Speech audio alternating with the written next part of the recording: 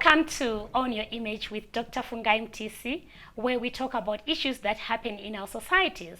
Of course, the mission is to transform individuals to become better people in terms of culture change, reputation management, and any other positive benefit that we can derive from these discussions. Globally, population has grown. 200 of 1,000 people have migrated from their original countries to other countries, and as Africa and Zimbabwe to be closer home, we are also in that shift. And as a result, a lot of family have developed a dependency syndrome on the diasporans. Today in the studio, I'm joined by two beautiful women who have come to help me discuss this topic. Marcia Chavunduka, who has got siblings in the diaspora, and Rumbidzai, who once stayed in the diaspora and is back home. Welcome to the studio, ladies. Thank you, Doctor. Thank you, Doctor, for having us. Yes, let me start off with Marcia. Marcia, isn't that local children, you're just depending on the diasporans? Why is that everything that you need, you look to the diasporans? I don't think it's true to say that we look to the diasporans for, we have a dependency syndrome on the diasporans. I think it's a matter of sharing the responsibility. The siblings that are in the diaspora, they don't understand that this economy is not stable. They're used to staying in a stable economy where the currencies there are stable and buy things constantly at a stable rate. So they don't understand that in here things are constantly changing. So that's why they think that we have a dependency syndrome on them. Let me bring it to Rumbidzai, you have stayed in the diaspora. Did you feel that pressure of the local children or the local siblings demanding and asking for money from you? Definitely, I would say that, and I'd want to also maybe come in and say, we know how bad the situation is here. That's why we left. So to say that, we're not aware of the economy would be, I think, a bit of a misnomer. And what tends to then happen is there's this almost mistaken belief that I'm living in a land of milk and honey. I have to work equally as hard as anyone else. And sometimes there's this expectation that I should always have funds to bail someone out of a tough situation. But there's never that empathy from them to also consider that I'm probably having to work longer hours and much harder to earn that much earned, much sought after rather, foreign currency. So I think there needs to be a balance in that, because it's a lot of hours. People work shifts, people work very hard for that money, and then there is a dependency syndrome. Let me talk to Marcia. Marcia, talking to other siblings who have got siblings in the diaspora, they also shared that they've got emotional burden, which comes with taking care of the family and other extended family members. Do you feel that? Yes, I do, certainly, Doctor. Because when I'm here, I take on the brunt of most of the responsibility. When a relative is sick, I'm the one who's on call. Especially father and mother? Exactly. And when there's a funeral, I'm the one who's on call. When there's even a celebration, weddings and other things, I'm also the one who's on call. So if I'm willing to put in the time and the effort, the love and the care, I feel that they should also be willing to put in the money, the dollars. It's a 50-50. Rumbi, do you understand that emotional burden that she's highlighting? Yeah. If we are siblings and we share parents, so it's equally your responsibility to be there and look after, because remember, at the end of the day, it is your mother and father as well. Let us look at someone who has been in the diaspora for 15 years. Probably they can't come home easily. And maybe when you left, your parents were still working, you're fit, and 15 years later, things have changed. Do you really understand the emotional burden which comes with that? Well, I suppose now being back, I perhaps understand it a little bit better, because it is there, but now moving away from that also, it can't then be an obligation on me because I left to do that. We should always come back to the fact that we are siblings, to the fact that we have a shared responsibility. But it's very difficult on both ends, and I suppose it's good to recognize that. But really, at the end of the day, it's not a trade-off, and it shouldn't be a trade-off, that because you're putting in time, I should give in money. You should also realize the fact that you have a responsibility, and you're doing it for your parents. You're not doing it for your sibling who's gone overseas. All right, let's shift our focus from the parents. Let's just talk in general about you as a sibling who is local, your life. How does that affect you, your life, your aspirations, and maybe even you want to go to school, even, Yes. you know, do so many things for yourself. Why is it at the end of the day you still demand money from the person who is in the diaspora when it's your personal goal? Yes. You find that when you stay with those of us who stayed behind here in Zimbabwe, we're having to put a lot of our dreams on hold. We're having to live on coma, so to speak, while they are on while we feel that those in the diaspora are full speed ahead. So that really is emotionally depressing, because you feel that life is passing you by. You feel that your destiny is going down the drain. So in a sense, I feel that's why people would say they need support from the diaspora.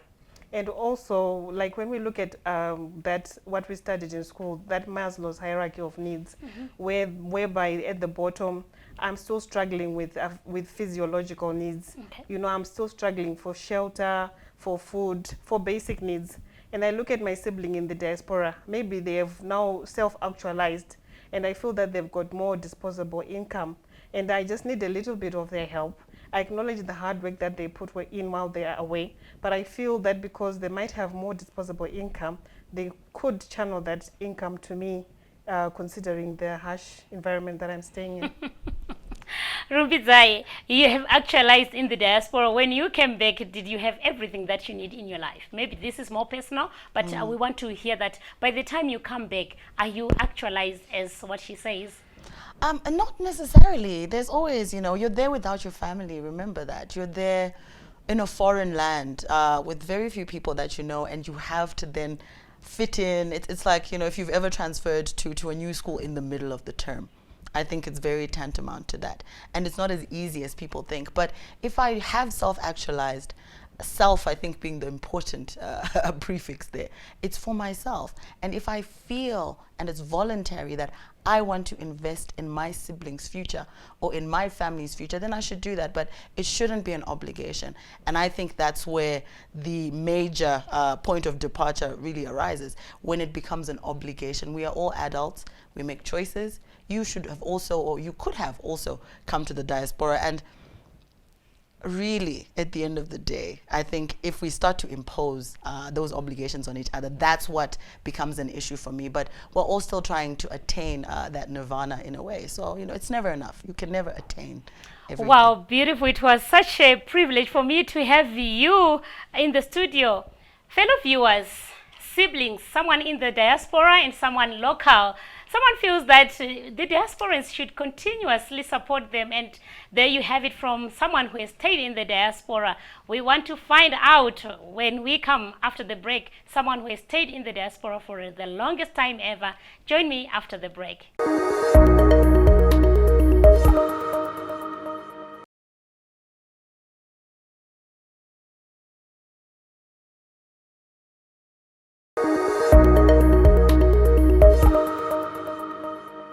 Welcome back to Own Your Image with Dr. Fungai Mtisi, where we are discussing, is it dependence syndrome on the diasporans? And now I'm joined by Florence Chaurura, who has stayed in the diaspora for 28 years. Welcome and thank you for coming. Thank you, Doctor. It's been a pleasure. Yes, and I understand you are a mother. I am a very... And you went to the diaspora for the longest time that I can imagine. You can say that again. Yes. Why? First of all, I would like to find out, why did you leave Zimbabwe? I left Zimbabwe, as we all know, because of the economic challenges. Then when I left, it wasn't as bad, because it was around 92. Things were still looking up, but they were looking like they were going to go down. So I got an opportunity to go, and I went.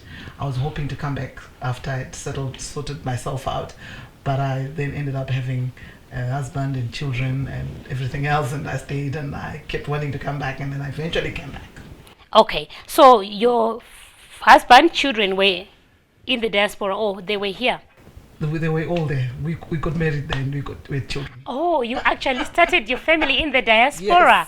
Wow. I want you to speak on behalf of those who leave their children behind and going there. The role of being a mother, leaving your children and in the diaspora. It's very daunting. You know, when you're a parent, if anything happens to your child, whether they're going to school, they need to be taken to school, you want to be there. Worse still, if they're sick, you really want to be able to assess the sickness yourself. If they do well, you want to be there for your child to celebrate with them.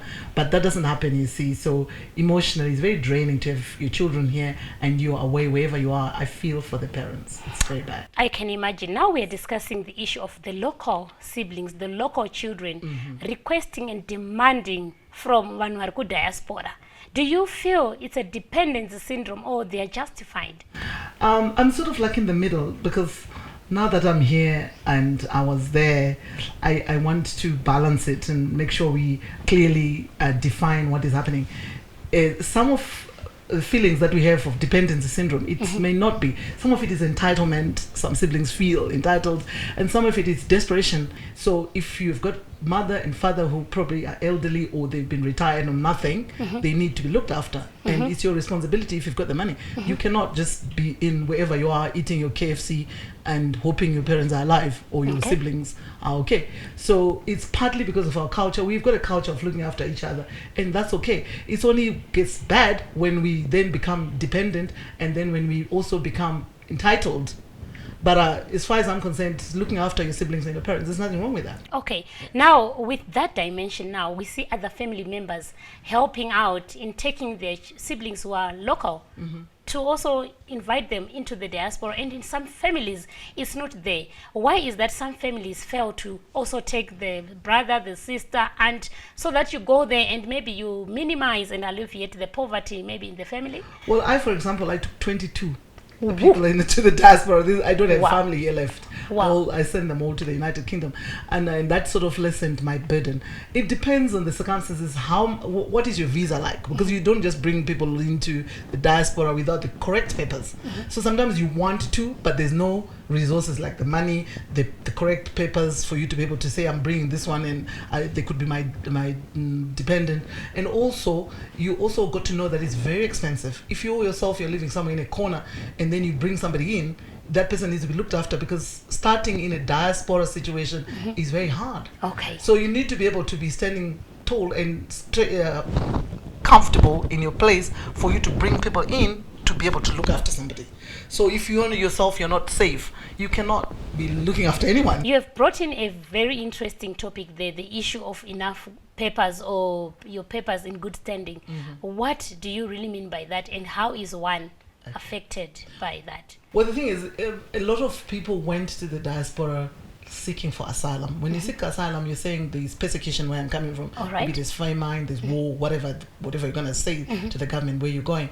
And that doesn't entitle you to bring anybody into the country. They give you some specific years for you to be able to now get the correct papers to stay in that particular country. Okay. And also, if you go on work permit, there's that visa where you are highly educated and they want you in their country because of the kind of education that you are in. Maybe you're a brain surgeon, and they want you. When you go there, you also need to settle for you to be able to bring anybody in. You can only bring your children. Okay. And that's a lot. If you're going to be settling into a foreign country, there's a lot that you have to cope with for you to be able to then think of other people. All right. Okay.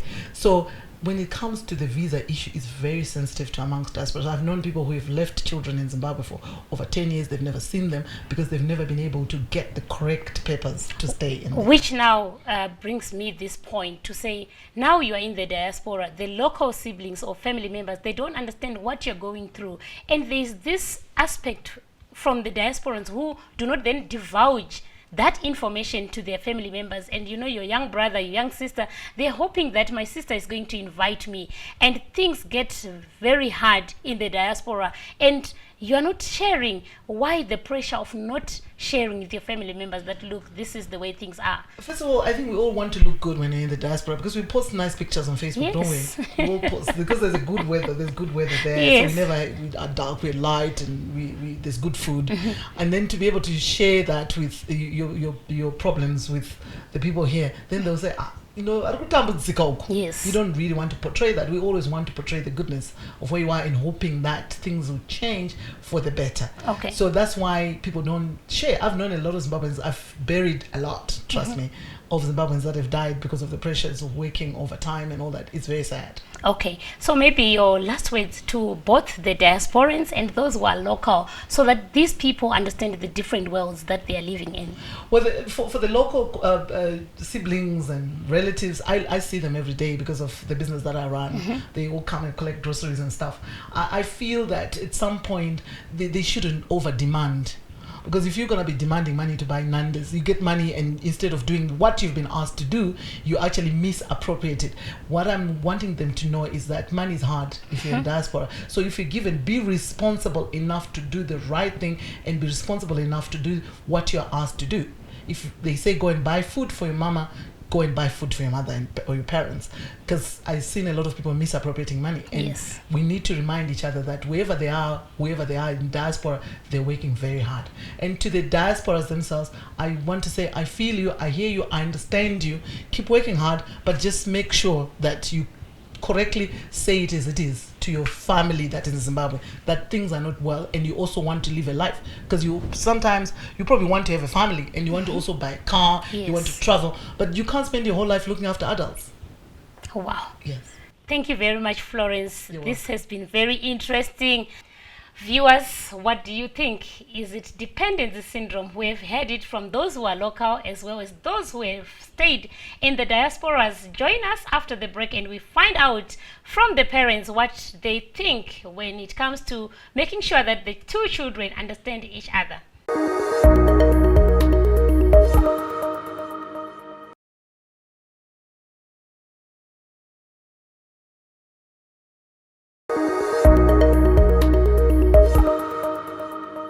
Welcome back to On Your Image with Dr. Fungai Mtisi, where we are discussing the issue of, is it that the local children are developing a dependency syndrome on those in the diaspora? And to expound more, I'm joined by Warren Gapare, who is a parent. Welcome, Warren. Thank you for inviting me, Dr. Mtisi. I'm glad to be here. Good. What's your take on this issue? The local child feels that the one in the diaspora should fund them. They should also support them. As a parent, we want to bring you in this discussion. Look, a parent should be the voice of reason. That should be the person who introduces, let's say, calming waters in the entire situation. And so on one hand, he should make it clear to those local that the person who is in the diaspora is working, battling to fulfill financial obligations in as much as whoever is local. So it is important to make that clear to the children who are local that, look, it's not a dream, it's not a walk in the park. Those people in the diaspora are working as hard as in any place on the planet. That has got to be appreciated, and the parent must put that across clearly. Wow. Sometimes we have now the parents are the ones who are even demanding more, straining more this child in the diaspora. That's a grievous mistake. It's a tragedy. Again, as the parent, because you are the voice of reason, because you speak from the basis of experience, of knowledge, you must be able to know and understand and appreciate that that child is working. It is not as easy as it might be portrayed. And so whatever demands you make, in fact, think of the word demand. When that happens, the amount of stress and tension that you introduce into that child can very, very, very easily play havoc with his or her emotions.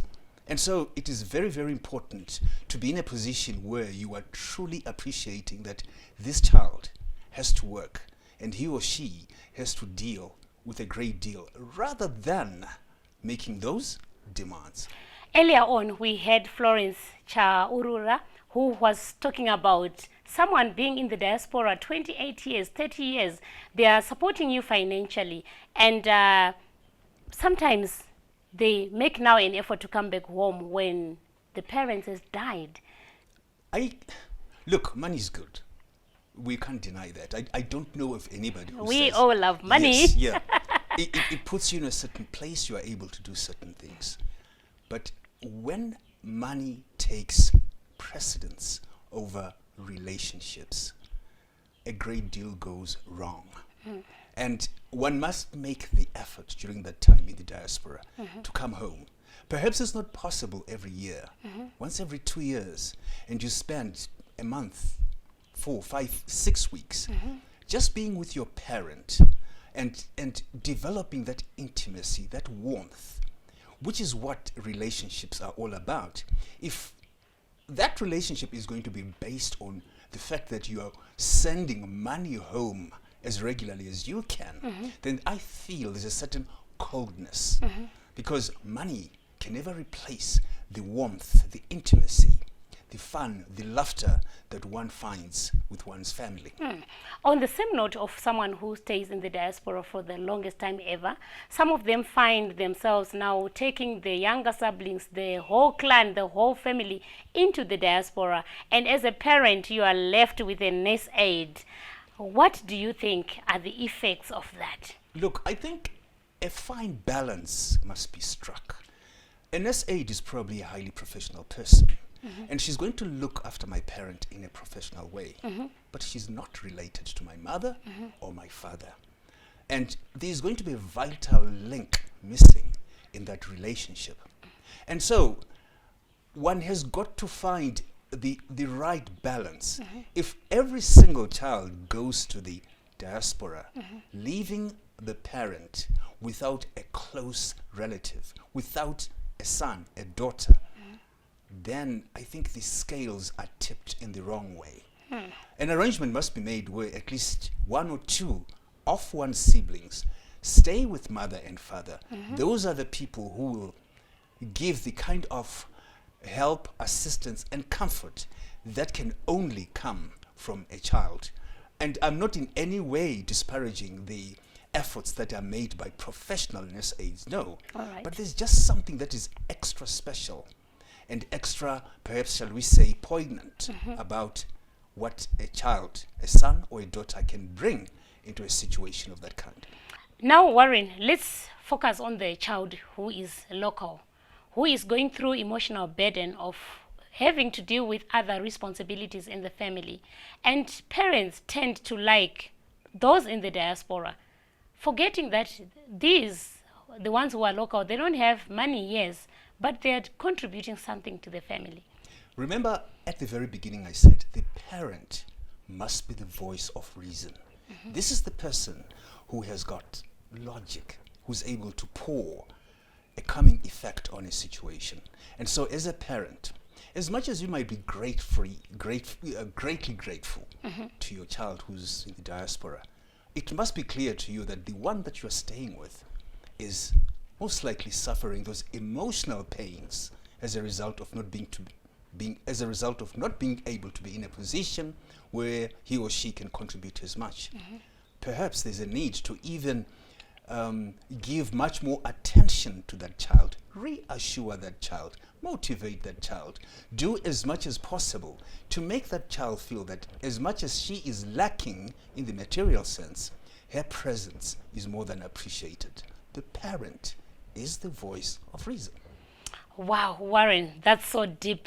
Thank you so much for coming to share with us, representing parents. This has been a very interesting discussion. Dr. Mtisi, it's been a pleasure being here. There you have it, viewers.